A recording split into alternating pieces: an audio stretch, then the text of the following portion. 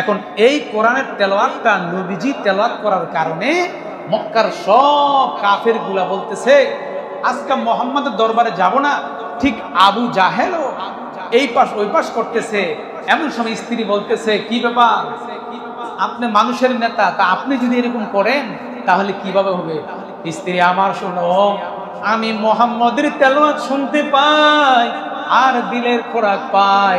এখন আজকে যদি আমি না যাই তাহলে আজকে আমার সারা রাত ঘুম হবে না। তাহলে আপনি কিভাবে যাবেন?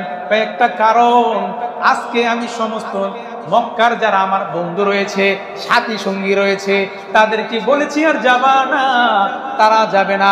আমি আজকে একাই কোরআনের মজা নেব। সুবহানাল্লাহ। এই কথা চিন্তা করে আবু জাহেল ঘর থেকে এক পা দুই পা করে কাবা ঘরের সামনে গেছে। আল্লাহু আকবার বলে।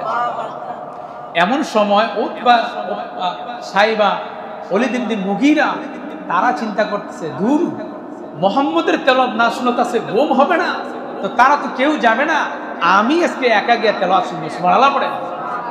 এমন সময় আবু জাহেল একে একে করে সে কাবা ঘরের সামনে দাঁড়িয়ে তেলাওয়াত শুনতেছে। উতবা, আবু জাহেল, ওলীদ ইবনে মুগীরা সবাই মিলে তেলাওয়াত শুনতেছে।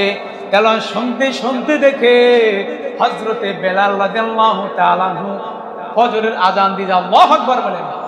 আযান শোনার পর এখন যে মক্কার লিডারগুলা এক একে দৌড়ে পালাচ্ছে। সুবহানাল্লাহ। দৌড়াচ্ছে, দৌড়াইতে গিয়ে আবু জাহেলের সাথে ওলীদ ইবনে মুগীরা একে আরেকজনের ধাক্কা লেগেছে। এই কিরে, তুই আসিস কে? আপনি আইছেন কে? ওয়াদা না করলি যে আর আসবি না? ও নেতাজি, শুনে না, এমন এক মধুর তেলাওয়াত, যেই তেলাওয়াত না শুনলে আজ কেন কোনদিনও ঘুম আসবে না। তারপর বেঈমান মুশরিকদের দিলের মধ্যে আল্লাহ তাআলা মোহর মেরে দিয়েছেন। ইখাদিউনাল্লাহা ওয়াল্লাযিনা আমানু ওয়া মা ইয়াখদাউনা ইল্লা আনফুসাহুম ওয়া মা ইয়াশউরুন।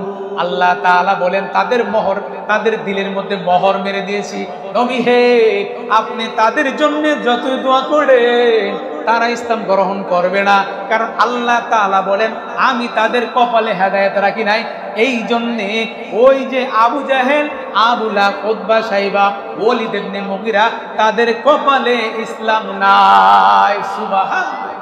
কারণ আল্লাহ তাআলা তাদের কপাল রাখেন না।